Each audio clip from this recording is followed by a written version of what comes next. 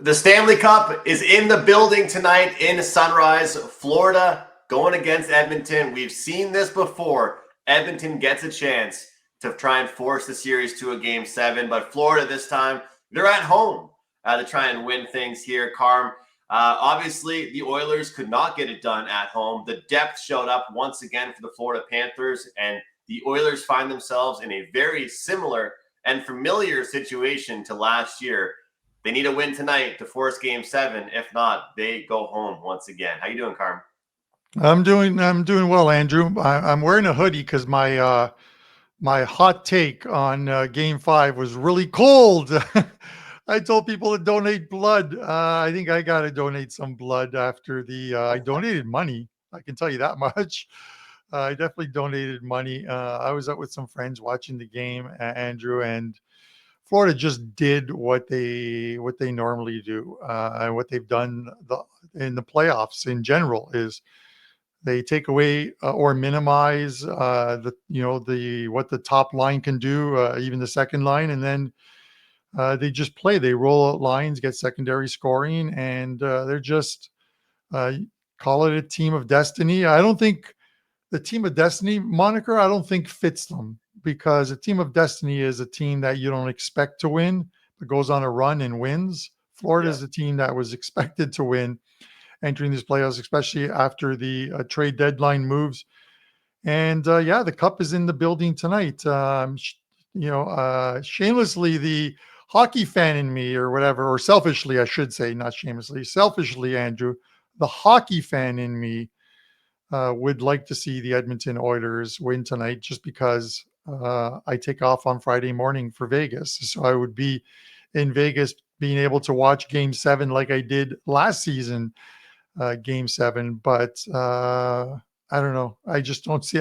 I think the Oilers will have to play their best game of the series, and Florida have to play their worst game of the series, or somewhere close to each, in order for this to head to 7. I think they shot their shot and it didn't work. But we'll see. The Oilers have been resilient nonetheless. We saw it last year. They went into Florida. They kept the series alive until game 7 in Florida. So we'll see if it happens tonight in game 6. Game 7s are so much better. You know Yeah. what I mean? Like they just are. Game 7s. If you're a hockey purist, if you're a hockey fan, you love to see game 7s. You like to see overtime. Uh, a goal in overtime of a game 7 is so gut wrenching for one team, and so euphoric for another. So we'll see what happens there. But kudos to both teams. It's been an entertaining playoffs. If it ends tonight, it's been an entertaining one, and this would actually be the last PuckTime show Yeah. of the season. So we really want to thank everyone who tunes in each and every day to watch this. We're streaming live right now on the X. This will be up a little later on our YouTube channel once the show is done. We will get that loaded for you guys. But our producer Dan's on his honeymoon, so he got married on a Saturday. Everything went great. Um, Dan, good luck, man. Wherever you are right now, good luck. You know what I mean? Like, just signed away half your money, but whatever. I digress. Oh boy. Oh boy, Carm. Oh I man. know, I know, I know. I'll take I that know. note and we'll move it to the opening number on this game. Minus 140 for Florida. Current price, Pinnacle minus 151, Circa minus 147, Bet Online minus 153. So there has been some movement towards the home team, Carm. We got to be transparent here. I had a big play on the Oilers in game 5. That was a swing and a miss. So for me, I had two 5% plays throughout this series. The first one was a 5% on the first period over in game 1. And then, of course, that last one there with the Oilers. I liked them at home. I liked them at home. I thought that because they had that comeback in game 4, they would realize, hey, we didn't really deserve that win, but we came out on top with it. So they were going to have a really good home effort. And it just never showed up. We did not see that out of them here, Carm. But when it comes down to it, here are the facts. The first period has gone over in every single game of this series. The full game has gone over in every single game of this series. Brad Marchand has been an impactful player in every single victory the Florida Panthers have had in this series. The Oilers do not know necessarily who their starting goaltender is. We're seeing posts, it will probably be Stuart Skinner. We're seeing DraftKings post save props for Stuart Skinner. It will likely be Stuart Skinner. You might as well go back to the guy that got you there. Carm, my opinion changed. At first, I thought you bring Calvin Pickard in, you leave him for the rest of the playoffs no matter what happens. But my opinion changed because ultimately, the way I look at this, and sure, there were some goals that Stuart Skinner would want to have back. There were some goals that maybe Pickard would want to have back. But Coach Chris Knobloch said it best. It wasn't really the quantity of the chances for Florida in Game 5, Carm. It was the quality. Like, I don't know if Marchand was feeling like the second coming of Wayne Gretzky last game, but splitting the D, making Matthias Ekholm look foolish, scoring 2 goals, then Sam Bennett scoring. It was the quality. I mean, these guys were looking unbelievable. So we can't really expect all of those phenomenal plays to be saved. But my opinion is you go back to Stu Skinner, you go back to the guy that got you there. And it's a changed opinion because at first I thought once he's out, he's out. But when you look at it, the funny thing is throughout the season and throughout the playoffs, whenever he's been pulled or lost his job, he's usually responded the next game. So with all of this stuff being said, I don't want to put any pressure on you, but Carm, is anybody crazy for betting the under in this game? I mean, we've been searching for unders throughout the whole series. People have been trying to play contrarian. And when you look at this series as a whole, it seems like no matter who's winning, they're scoring that magic number of 4 that I always talk about with the team totals. What's the deal here with this game, do you think? Yeah, Andrew, it's tough because you look at Game 5, and it's a game that should have stayed under the total. It was destined to stay under the total. And I watched as my friend, who all he does is he loves the overs, he bets overs. And I watched his mood change.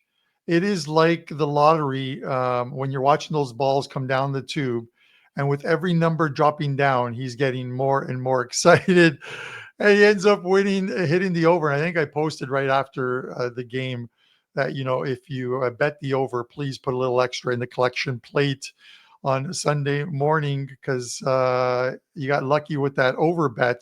It's a game that should have stayed under the total. I don't know, Andrew, elimination games are a beast in themselves sometimes. The Oilers, are the Oilers going to come in here and put on a defensive masterclass that keeps this under the total and win a game 3-2?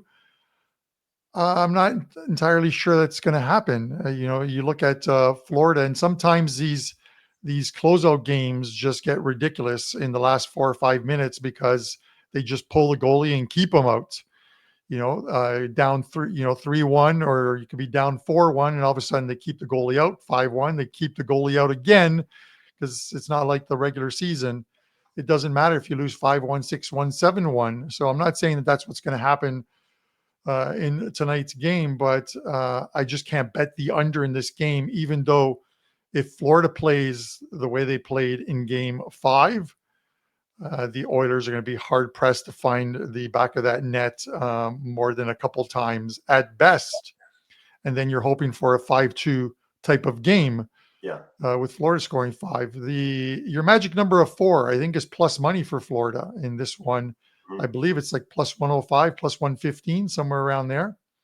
I wouldn't pass up on that one. If you're into playing some props, that's probably one that I would look at in this one, because even a couple goals can turn into 4 goals in the last 2 minutes of a game with the goalies pulled. So I've got one for you, Carm. Sometimes you hit those ones, yeah.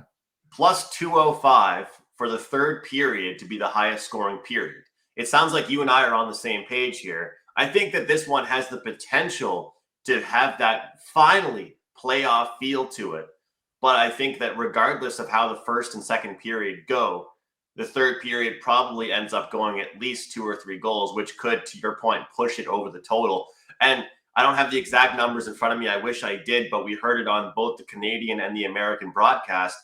The Oilers have been absolutely horrific in the first period. Like, if it was up to them, they would start the game in the second period. They have been that bad in the first period. So I have a feeling the Oilers might want to just lock things down, be very cautious. But, from a hockey breakdown perspective, one thing that the Oilers don't do that the Panthers do so well, whenever anything is going wrong, they just swing the puck into the corner, dump the puck into the corner, and then someone goes and gets it. Their cycle game is so strong.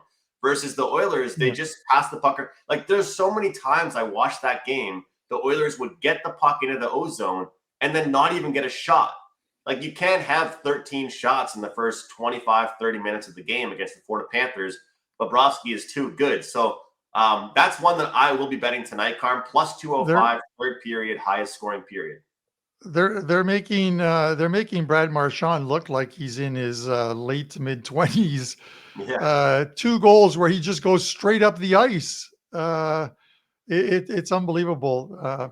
Andrew, I'll get back to this game in a second, but a couple, when we talk about like hot takes and stuff, and I had a couple of them. Took the Oilers plus 125. That one worked out. Took the Oilers minus 125. That one didn't work out. So they kind of wipe each other out. But with that said, Friday morning, as I mentioned, I'm taking off for Vegas. I'll be in Vegas for 5 days. If you're in Vegas and you're anywhere near Circa, drop in. I will likely be in the sports book. I'll buy a couple drinks as well too. But you know who I expect to be on my flight, Andrew? Because I said it 3 weeks ago. I expect Mitch Marner to be on my flight as he heads to as he heads to Vegas to sign with the Golden Knights, or at least get talk contract. July 1st is free agency. Their camp is not even returning calls to the Toronto Maple Leafs right now. That's how bad it is. I don't see him signing in Toronto. He's not coming back. He's going to end up with the Vegas Golden Knights. So that's what's going to happen July 1st. We'll see what that happens. And then I talked about Brad Marchand. Andrew, if they win the cup tonight, Marchand picks up a cup. He is going to be in the white and blue next season. And then all those Maple Leaf fans who absolutely hated Brad Marchand are going to get Brad Marchand playing on the number 1 line with Austin Matthews.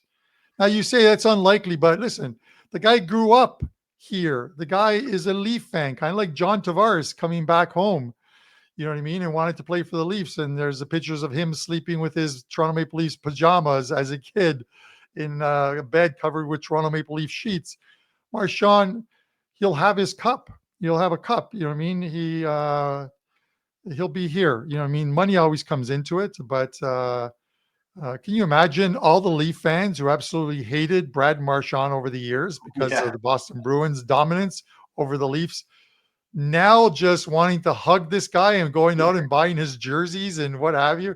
If Brad Marchand, I'll do this. If Brad Marchand ends up with the Toronto Maple Leafs next year on PuckTime, or next season on PuckTime episode number 1, I will run a contest and give away a Brad Marchand Toronto Maple Leafs jersey.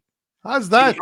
Here's the thing: is that I think that the culture is so strong in Florida. The team is so great. Everybody is so upset about how the tax benefits and all that stuff that people have been complaining about.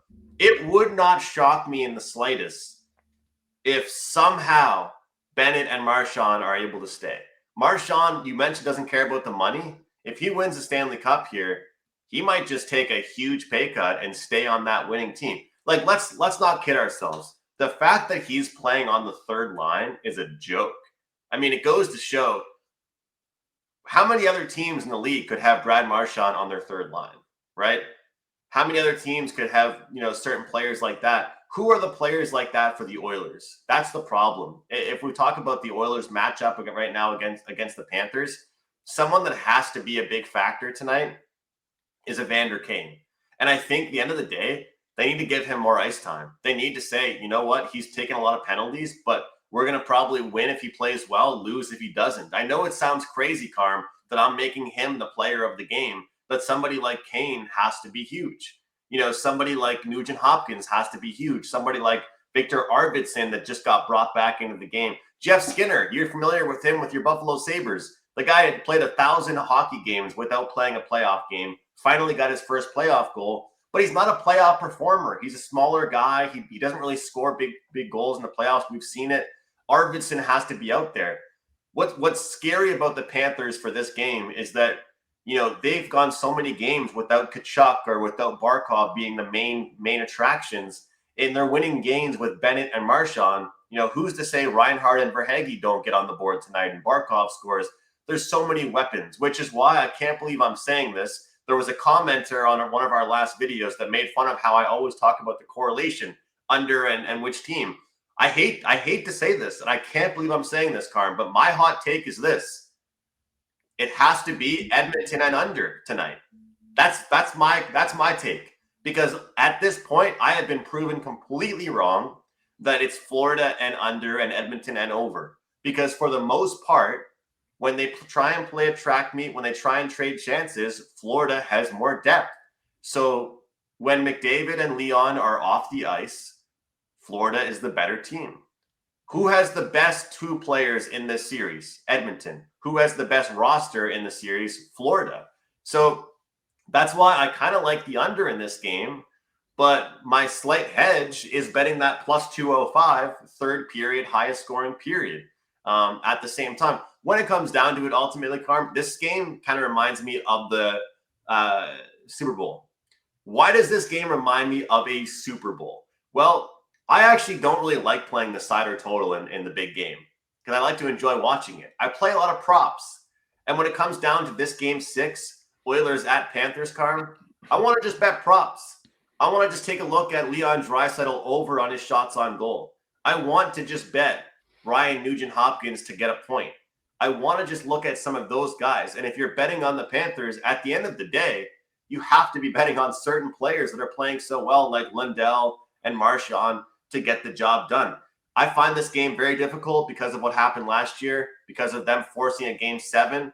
So I might just end up being on props in this one, Carm.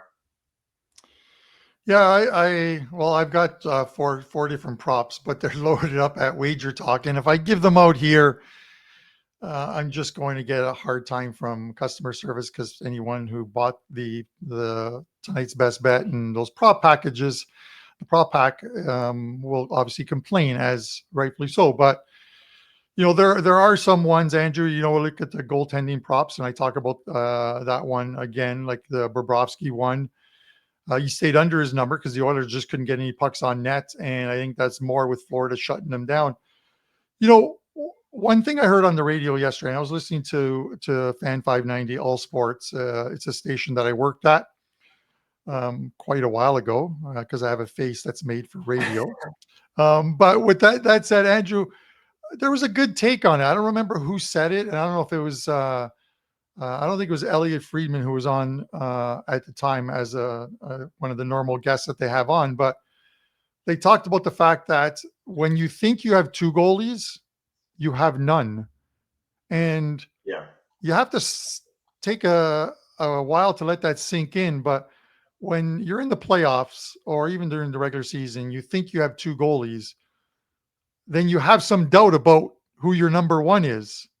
And it's not a 1A and 1B type of scenario like in horse racing when you have two very good horses and you enter them together.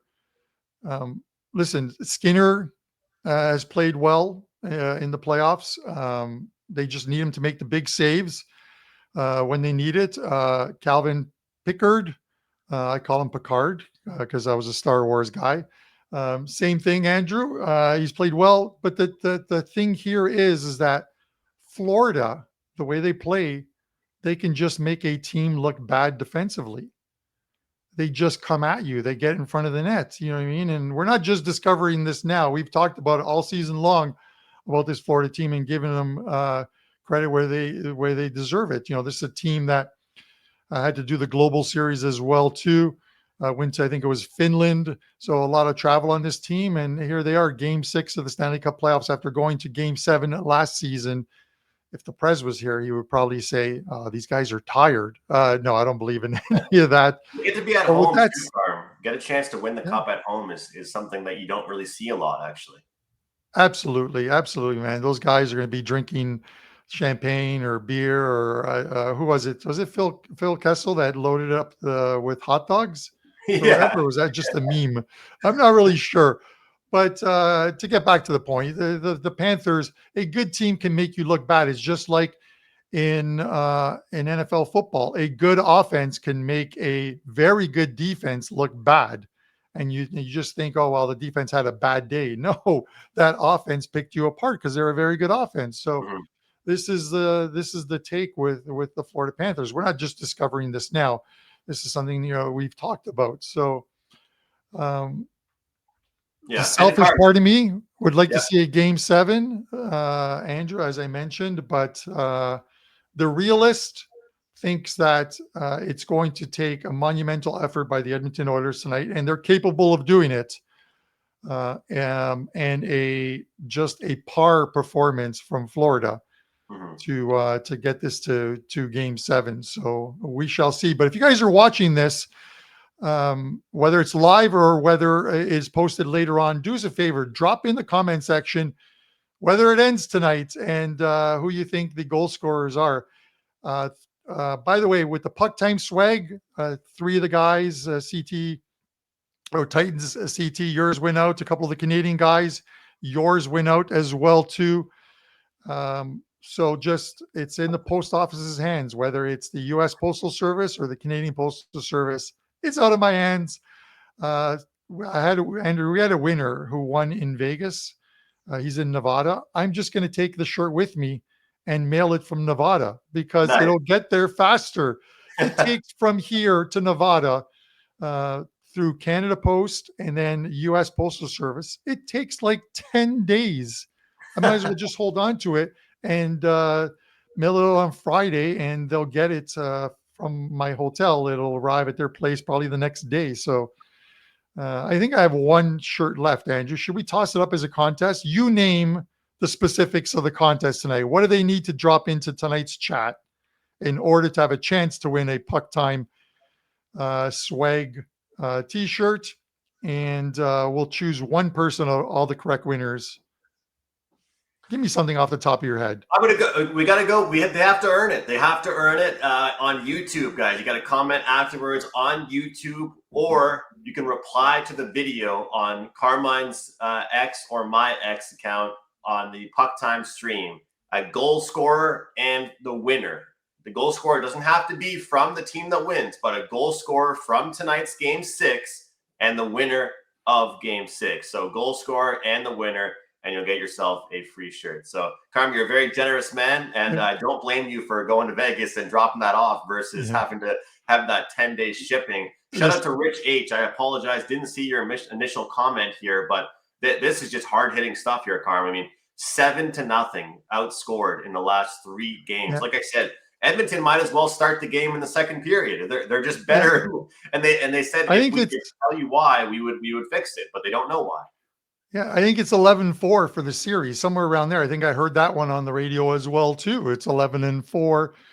The Oilers outscored in the opening 20 minutes. If they don't show up in the opening 20 minutes tonight, and they didn't in in game 5 on the home ice, the Panthers are just, if they get ahead, they're just going to strangle you. They're so good with a lead. But with that said, a couple things. First of all, it's Tuesday, so it's $5 Tuesdays, Customer Appreciation Day at WagerTalk. A lot of cappers have $5 plays up. I have one that goes this afternoon in FIFA World Cup, Club World Cup play. I like this play. It is a best bet that is up. You can get it for $5. And then there's some discount codes in there as well, too, whether it is 30 days for the price of 14, which is a great deal, all access, or 1 year all access. And then I've also got an additional coupon in there, which is SOC10, and that'll get you $10 off my Thursday 5% play in FIFA Club World Cup play. 2 tournaments going on right now. We're eking out a small profit on the match day ones, the match day 2s and 3s. I'm looking forward to really taking off. So, and the Thursday play is a match day 2 play. So I'm looking forward to that one. Take advantage of those ones. And as I mentioned, I'm heading to Vegas, guys. Check our social media channels. WagerTalk, the shorts, the WagerTalk TV. If you're not already subscribed to it, please do so. Over 200,000 subscribers and growing each and every day. Our Instagram accounts and TikTok accounts. I am doing, Andrew, God, I hope I can last through this. I hope my bankroll will last through this. I am doing 24 hours of gambling, a video. It's going to be all different videos, 24 hours, and the bankroll will update with each video on how I am doing, plus or minus 24 hours of gambling. It's going to have some soccer and MLB bets that I put in and some CFL bets that you send to me. I will post the tickets so you guys can follow along. Some table games, some slots. I got a cabana booked for Sunday morning, the day after UFC. We have a few of the WagerTalk guys coming by. We're going to be betting from the cabana, and it's going to be it's going to be 40 Celsius, which is like 106 Fahrenheit, Andrew. I'm going to do a thing where we bet, we grab an ice cube and we put it on the hot concrete and how quick it melts in seconds. We're going to bet on that. Video poker. I'm going to convince Crackman to come out and join me at Circa. I'll stick a ticket into the machine and have Crack show me the proper way of playing video poker. And then mush bets. We're going to call a friend of mine who I call the ultimate mush. And we're going to have him give me a play. And then I'm going to go to the window and bet the complete opposite. It is a mush play. And then I'm going to finish it off with a rock, paper, scissors against a special guest. I won't announce who that is on the show. You're going to have to tune in and watch. YouTube Shorts, WagerTalk TV, Instagram, TikTok, and of course, the X. Follow us on all those social media channels, Andrew. All right, Carmine, look forward to watching that. Make sure you get that content out there. I can't wait for that. It's going to be a really fun, but adrenaline rushing 24 hours for you. That's, I think, the best way of putting it. Going to be a lot going on there. Make sure you try some new games you haven't usually played before, Carmine. I think that'll be the most fun part of it, mixing things up. Did want to mention these great deals that just got kicked off here at WagerTalk.com. 30 days of picks for just 14. You got to love this. Really good deal here. 30 days for only $198, regular $299 here, $663 per day. NHL playoffs, UFC, soccer, golf, MLB, NBA.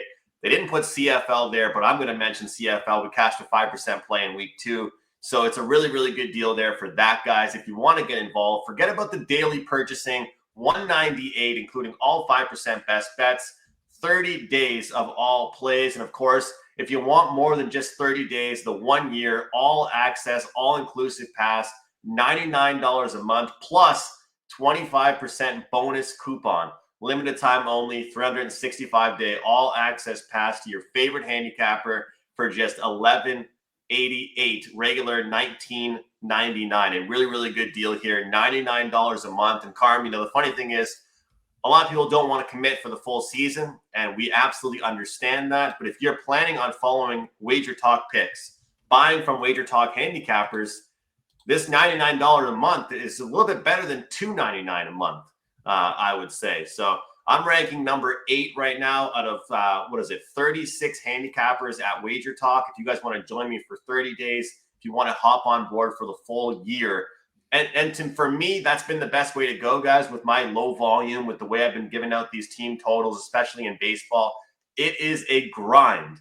I don't want you guys going to me for that daily huge play in baseball. I want you guys to trust me for the full long season, similar to hockey. I didn't have one big run really all year in hockey, and we still had a great regular season. So this is a great opportunity, guys, whether it's 30 days or 1 year all access, to sign up and get on board. All right, Carm, last thing I'm going to say before I'm done.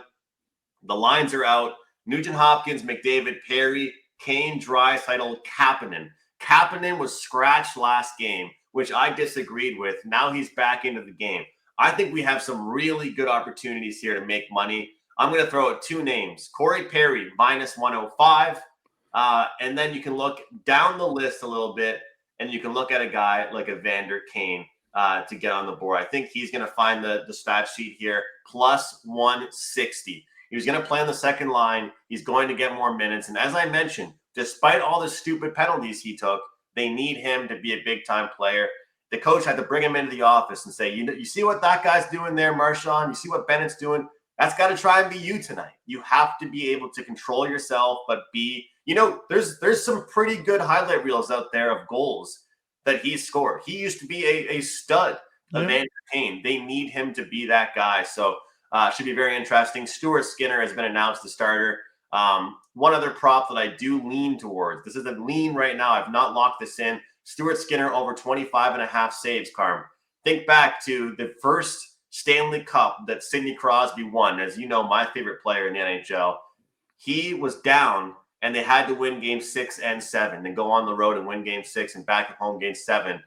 Marc-Andre Fleury stands on his head. I think he put up 36, 37 saves in that victory. Stuart Skinner will have to – they're not going to make it easy on him. We know the Oilers will not make it easy on him.